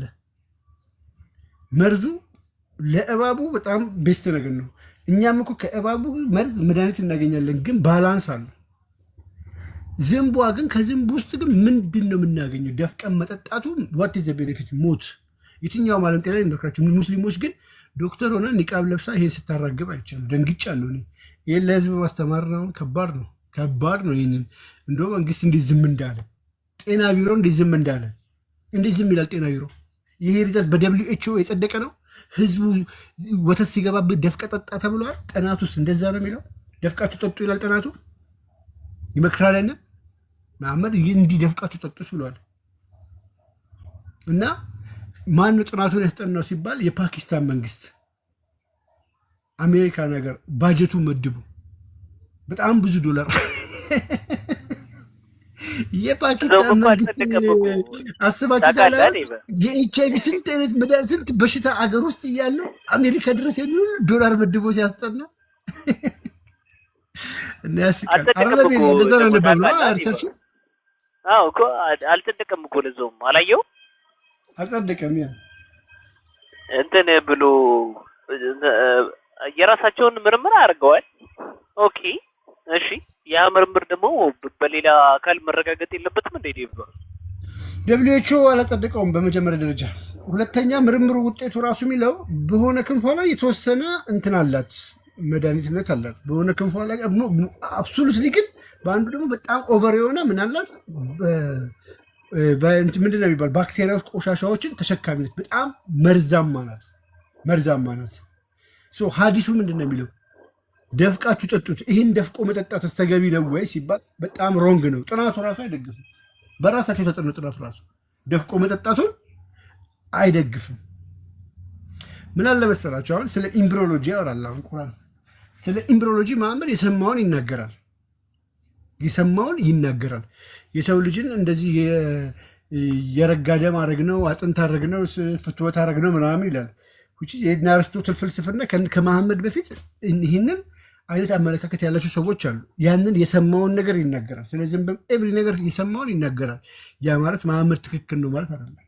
መሐመድ እንዴት ስለ ዝንብ አወቀ፣ እንዴት እንዲኖራት አወቀ የሚለው ፊሊንግ ሊመጣ ይችላል አይደለ? ያን ግን ማለት ነው መሐመድ እንዳለ ምንድን ነው ቁርአን ያለው? መሐመድ ጆሮ ነው ያሉት። ማን ያለው? እኔ ነኝ ያልኩት አይደለም። መሐመድ ከሞተ በኋላ የተባለው አይደለም። በዘመኑ የነበሩ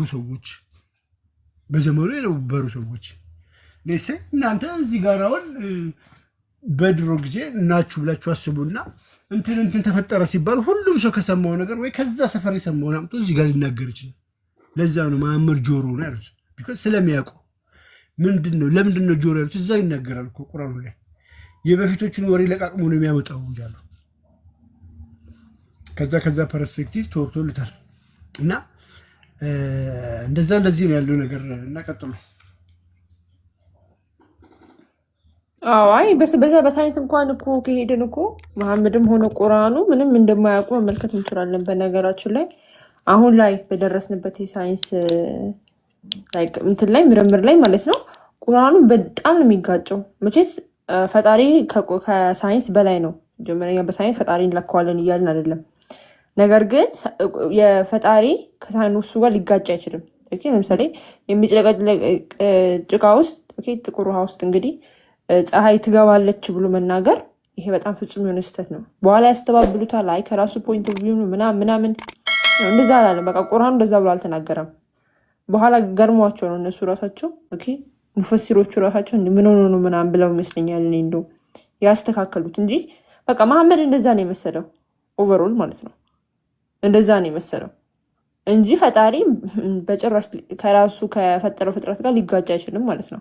በሳይድ ሪያሊቲ ስለሚሆን እንቀጥል። ሁለተኛ ላይ በሐዲስ ላይ መሐመድ ሰዎች ሲያማቸው የግመል ሽንት እና ወተት እንዲጠጡ ምክር ሰጥቷል አለ። ብዙ ጊዜ ካያችሁ በአረብ ሀገሩ ይሄ ግመል በጣም በብዛ በሚገኝበት ኢቨን እዚህ ኢትዮጵያ ራሱ ወደ ሰሜን ምዕራብ ማለት ወደ አፋር ምናምን ክልል ካያችኋቸው ወደ ሶማሊያ ምናምን ነገር የግመል ሽንት በጣም ተጠቃሚዎች ናቸው። ያ ግን ፍጹም የሆነ ስህተት ነው። እንዲሁም በደብሊውኤችኦ አሁን ላይ ጥናት ላይ ማለት ነው በጣም የሚከለከል ነገር ማለት ነው የግመል ሽንትም ወተትም በጣም ባክቴሪያ ሰው እንዲሽንት ጠጡ ይላል። የግመል ሽንት ተወዷል እኮ በጣም ትቀልጃለሽ እንዴ? በጣም ውድ እኮ ነው። ኧረ ይሻላል። ጌታን በጣም ውድ ነው። ወተት ራሱ እንደሱ አልተወደደም፣ በጣም ተወዷል። እና የሆነ ፋርማሲስቱ ላይ ያስተዋውቀው ነበረ። ቶት ብሎ ነው የሚያስተዋውቀው። ሙስሊም ነው ፋርማሲስቱ፣ ስልጤ ነው። ይቀርበሉ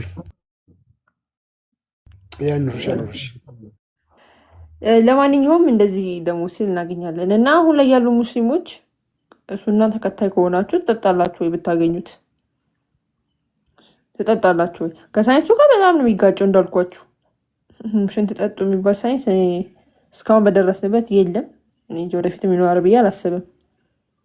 ግን ሙስሊሞች ያደርጉታል ማለት በሽታ ያመጣል እኮ ብሏል። የግመሉን ሽንት ነው ቤሊ በሽታ ያመጣል ይላል እኮ ዘለው ደብሊውኤችኦ ቹማ ይላል። ያ ኧረ እኔ ሙስሊሞችን ብለው መሐመድ ስላላቸው እኮ ነው ያልኩት። ደብሊውኤችኦ በቃ እንደውም ዞናይቲክ ኢንፌክሽን ያመጣል ብሎ እርፍ ብሎላቸው ይሄ ምን እንደሚሉት እኔ እንጃ። ፊት ለፊት ላይ ነው እንደው ደግሞ ያስቀመጠው። የሚገርማቸው ስለዚህ እንደዚህ አይነት ትራዲሽን ሊቆም ይገባል ብሎ ነው ለዛውም እንትን ያለው ኮንክሉዥን ላይ ያስቀመጠው በስነ ስርዓት። ጀለሶች እኮ ችግራቸው ምንድነው ታውቃላችሁ? ልክ የሆነ ቦታ ላይ ይመጡና ያወራሉ። ከዛ ልክ ሲያዙ ደግሞ ይመጡና እምነት በሳይንስ ይለካል እንዴ ይለዋል። እንዴ የለኩት ራሳቸው which is supported by science ብለው እኮ ነው የራሳቸው ነገር የሚያስቀምጡት።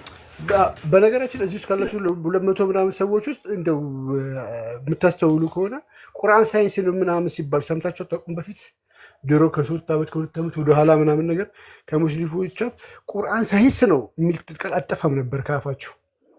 እዚህ ማህበራዊ ሚዲያ ላይ ግን ድራሹ ጠፍቷል። በጨዋነት አሁን ነው ውስጥ ስለገባ ዴቫ አንዴ በጨዋነት እሺ ይሄን ነገር ስለሚያረጋግጥ እንኳን ሰላም መጣ በድጋሚ ዋና አክቹሊ እኔ እናንተ ብናወራው በጨዋነት ነው።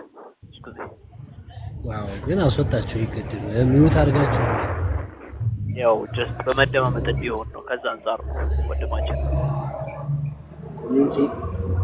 ሚውቱን አንሱልኝ መጀመሪያ።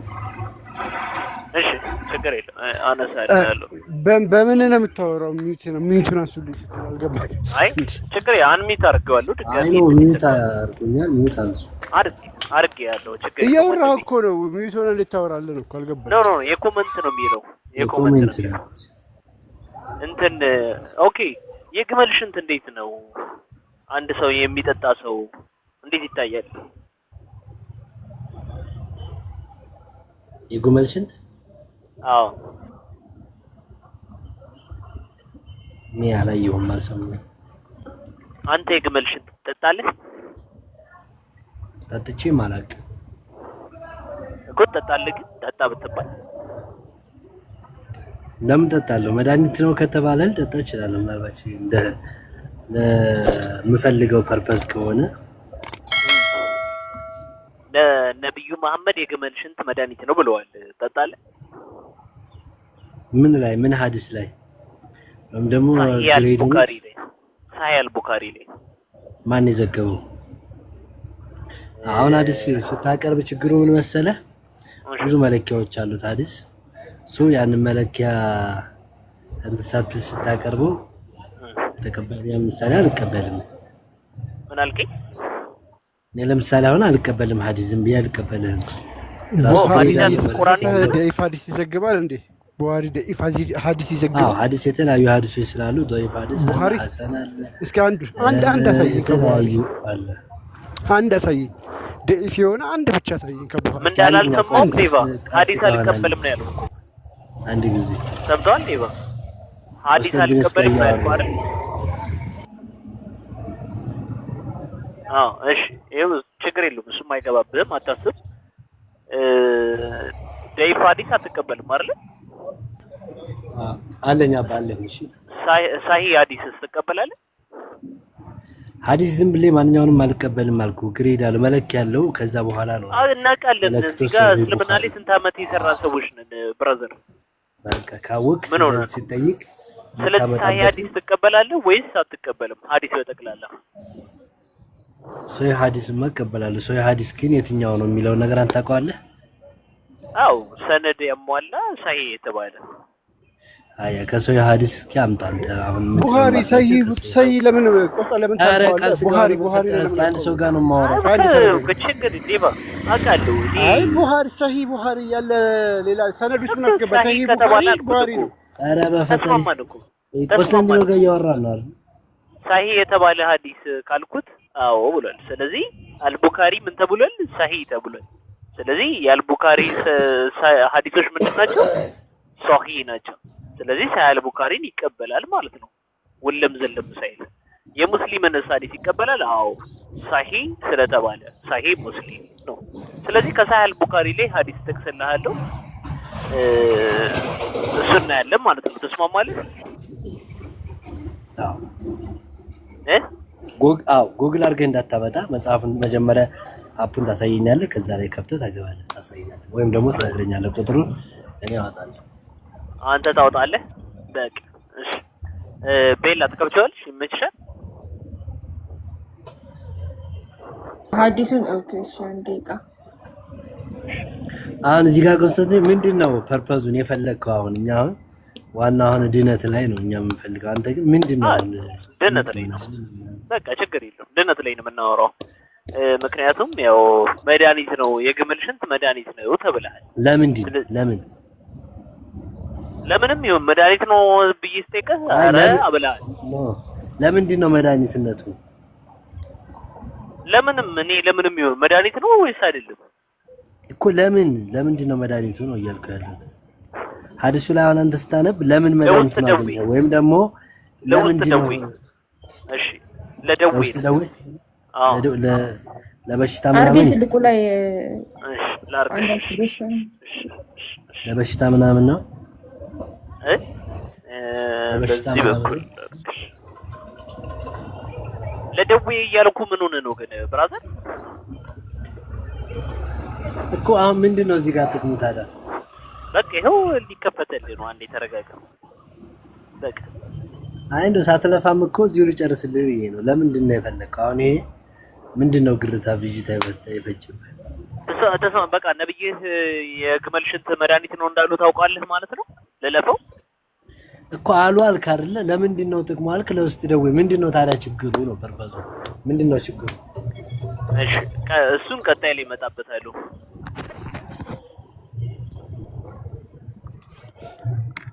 እሺ ተመልከት። ምን ይላል? ክፈችው መጀመሪያ መጽሐፉን እስኪ መጽሐፉን ስክሪንሻት ምናምን ያልከበልሽም ነው አይደለም። አይ ተመለሽና አፑን መጀመሪያ ሸኸል ቡኻሪ አፑን ክፈችው።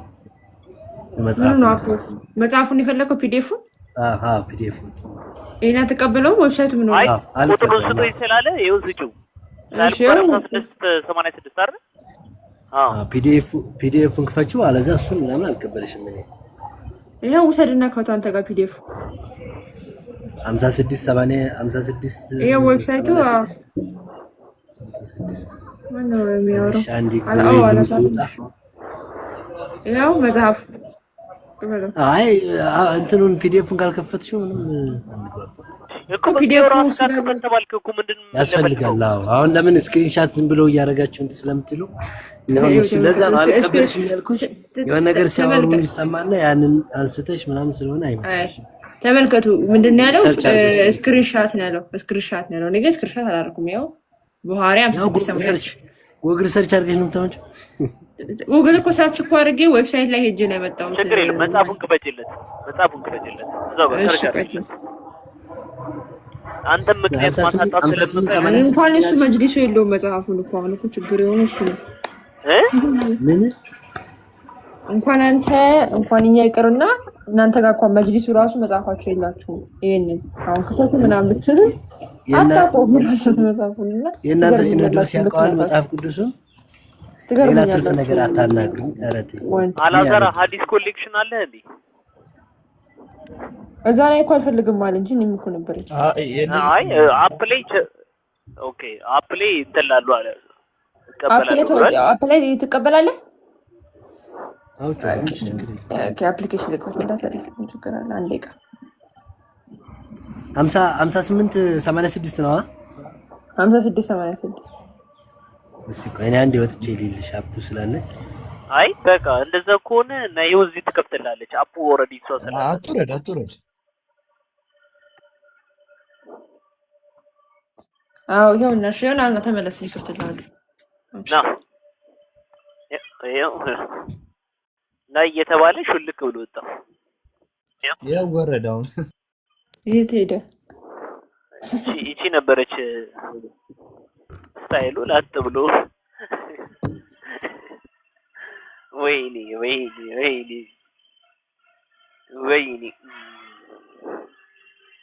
አዘጋጅ አንቺ። ለማንኛውም እዛው አፑ ላይ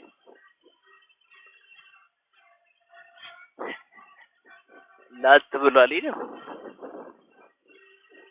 በጣም ይገርማል።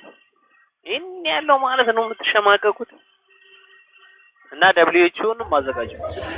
በነገራችን ላይ ሰውን አሰልችቶብን ይወጣ ያ ቅድም ቦሳ ያለ ይሄን ነው ፖለቲካ ሰራበ ፈርዘራት ሂደ በቃ አጭር ቋጨው አጠራ አድርገህ ከሱ ጋር አሁን ተቦጃ ሰው አልቡኻሪ እንዲህ ነው ምናምን እንድል ነው ታዲያ የፈለከው? ባጭሩ እንዲህ ነው አልኩ። በቃ አለቀ። አይ በቃ ሀዲስ ባጭሩ ይዘዙ ቡሃሪ ሳይ ቡሃሪ ትቀበላለህ አትቀበልም? በቃ አለቀ። እዛ ጃዝ ጋር ቋጭታ አልቀበልም ካለ ቻው። ወደ እቀበላለሁ አለ ሌላ እኮ ወደ አንተ እኮ ነው ሀሳብ ፈርዘር መሄድ እኮ የፈለግከው እኮ አንተ እኮ በቃ እቀበላለሁ አለ። ሳይ የተባለ ሀዲስ እቀበላለሁ አለ። ስለዚህ በቃ ምን አሟገተኝ? ቡሃሪ ደግሞ ሳይ ሲጀመር ተብሏል። አንተ ሳሂ ብለህ ቡሃሪ ብለህ አንስተህ ማለት ነው ደይፍ የሚባል ማንሳት የለበትም እያልኩ ነው። አልገባም። አንተ ሳሂ እኮ እኔ ቡሃሪ ምን ብለህ ስም ጠርተህ አጨቃጨቀኝ እኮ ነግረኸው ነው ያልኩህ እኮ። ምን አጨቃጨቀኝ እኮ ነው ብለህ ምን አጨቃጨቀኝ? እሺ አይ በቃ እንደዚህ እንትን አትበለው። በቃ ረጅም እንደዚህ ገተት አትገተተው። አጨራጨር አድርገው። በጣም ነው የሚሰለቸው ጌታ ያሰለቻሉ በጣም። ካልመለሱ አይመልሱ። እኛ እየተማማርን ብንቀጥል ይሻላል። እስቲ ኦኬ ይሄ አሃ እሺም እሺ ያ አንተ አገባም የፈጠነ ገብቶ ለመሳደብ ስለሆነ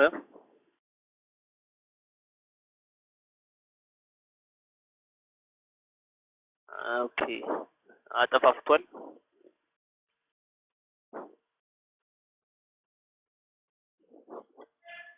እሺ ይኸውልህ ልኬለታለሁ እናየዋለን።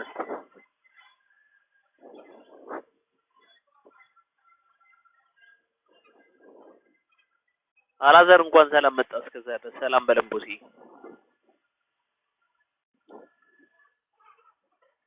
አማኑ አለሁ እግዚአብሔር ይመስገን። አለን ቦሲ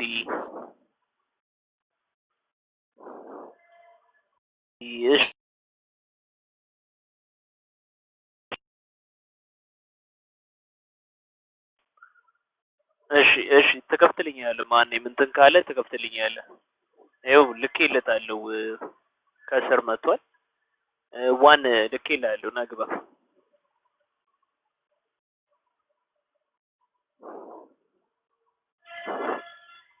ኢንተርሚ